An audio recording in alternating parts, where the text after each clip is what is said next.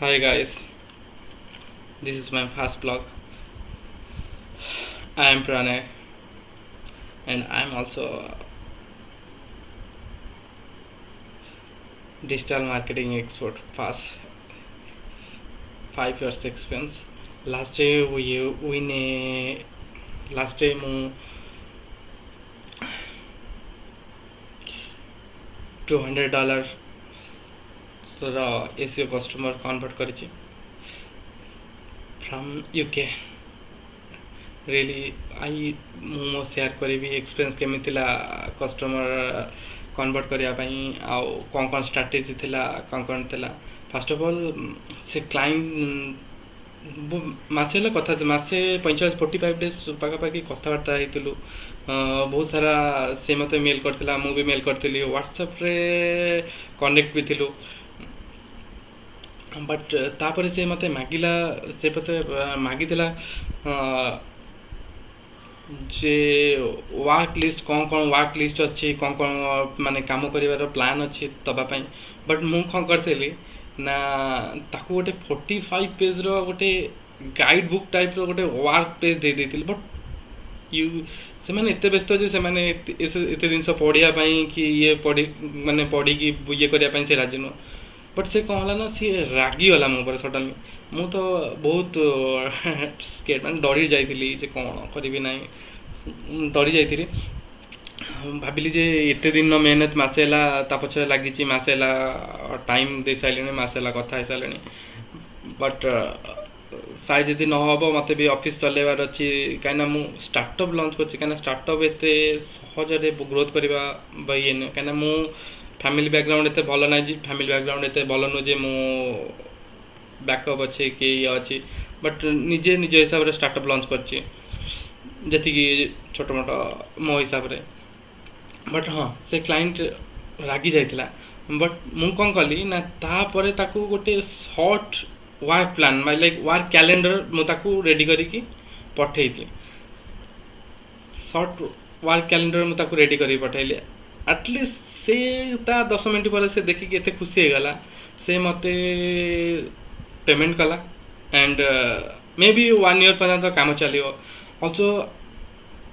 Also ମୁଁ plan କରୁଛି ତା ପାଇଁ କ'ଣ ସେଟଅପ୍ କରିବି। ଆଟଲିଷ୍ଟ ମୋର ଫୋକସ୍ ଯେ ମୋ କ୍ଲାଇଣ୍ଟମାନଙ୍କର କେମିତି ଭଲ ରେଜଲ୍ଟ ଦେବି। କାହିଁକିନା ସେମାନେ ପଇସା ଦେଉଛନ୍ତି, ଯଦି ଆମେ ତାଙ୍କୁ ରେଜଲ୍ଟ ନ ଦେବା, ମୁଁ ତାକୁ ରେଜଲ୍ଟ ନ ଦେବି, ସେ କ'ଣ ପାଇଁ ମୋ ଉପରେ ଟ୍ରଷ୍ଟ କରିବ ଆଉ ସେ ବାର ମୋତେ କାହିଁକି ପେମେଣ୍ଟ କରିବ।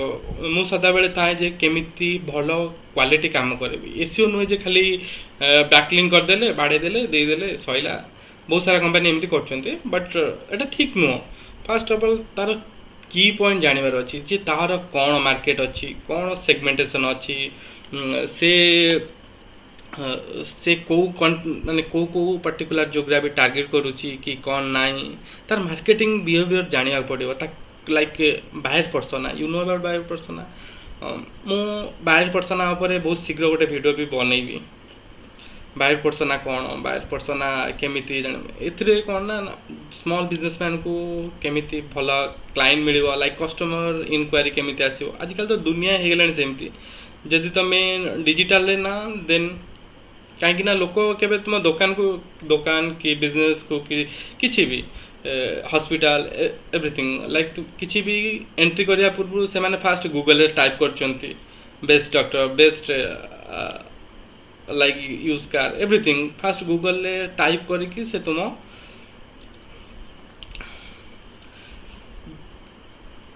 ୱେବସାଇଟ୍ ଦେଖୁଛନ୍ତି ଆଣ୍ଡ ଗୁଗଲ ରିଭ୍ୟୁ ଚେକ୍ କରୁଛନ୍ତି, ଦେନ୍ ସେମାନେ ଭିଜିଟ୍ କରୁଛନ୍ତି। ଦେନ୍ ଆପଣମାନେ ଯଦି ସେଥିରେ ରେଜଲ୍ଟ ନଥିବ, ସେମାନଙ୍କର ଯେଉଁମାନେ ଆପଣଙ୍କର କମ୍ପିଟିଟର୍ ଅଛନ୍ତି ସେମାନେ ରେଜଲ୍ଟ ପାଇଯାଉଛନ୍ତି କି ତାଙ୍କୁ କଷ୍ଟମର ଭିଜିଟ୍ କରୁଛି। ତ ଏଇଟା ନିହାତି ଦରକାର। ଏସିଓ ନୁହେଁ କି ଖାଲି ବ୍ୟାକଲିଙ୍ଗ କରିଦିଅ, ଖାଲି ଏସିଓ ଖାଲି ଆମେ ଗୁଗଲରେ। ଏସିଓରେ ବହୁତ ସାରା କାମ ଅଛି। ମୁଁ ଧୀରେ ଧୀରେ ଆପଣମାନଙ୍କୁ ସେୟାର କରିବି ଯେ ଏସିଓରେ କ'ଣ କାମ ଅଛି, କ'ଣ ନାହିଁ, କ'ଣ ହୁଏ, କ'ଣ କଲେ ଭଲ ଗୁଗଲରେ ର୍ୟାଙ୍କ ପାଇବା। କାହିଁକିନା ବହୁତ ସାରା ଭଲ ଅଛନ୍ତି, ନୀଲ ପଟେଲ ଅଛି, ଆଲୋକ ଭାଟିଆ ସାର୍ ଅଛନ୍ତି, ବହୁତ ସାରା ବ୍ଲଗର ଅଛନ୍ତି, ଏସିଓ ଅଛନ୍ତି। କାହିଁକିନା ଗୁଗୁଲ ଆଉ ଡିଜିଟାଲ ଦୁନିଆ ହେଇଗଲାଣି। କାହିଁକିନା 75 above percentage worldwide people use digital mobile phone and Google everything. Okay तो आम आज मैं तार स्टार्ट करी एबे कहूँ जे से क्लाइंट पे कौन काम स्टार्ट करी प्रथमे तो मुझे तार कीवर्ड एनालिसिस करी प्रथमे जे से I think pharma like online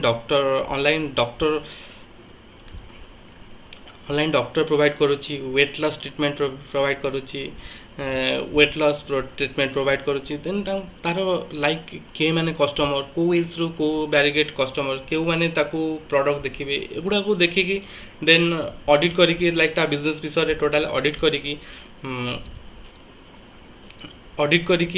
then marketing right marketing plan strategy plan बनैबी एंड ताकू सजेस्ट प्लान बनैकी ताकू ता सहित शेयर करी एंड से फाइनाली अप्रूवल देला परे मु सब काम स्टार्ट करी आज मु डे बाय डे तार कौन लाइक फार्मास्यूटिकल कंपनी लाइक तार कौन कौन बिजनेस स्ट्रैटेजी मैंने कौ टाइप आम स्ट्रैटेजी करी मु ऑल्सो मो ब्लॉग रे सब शेयर करी